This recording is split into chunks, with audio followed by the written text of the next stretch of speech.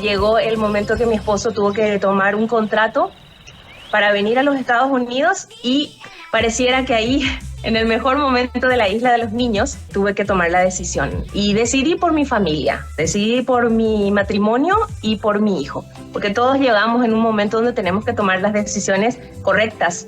Y así fue como vinimos aquí a los Estados Unidos. Tuvimos que enfrentarnos a aprender muchas cosas porque este lugar es para aprender.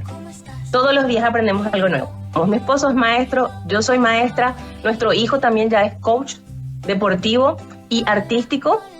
Él está estudiando, todos los días nos capacitamos y la fuerza viene del cielo. La fuerza viene de ese sueño que no nos deja dormir y que nos impulsa a creer que la verdad es aún superior a lo virtual.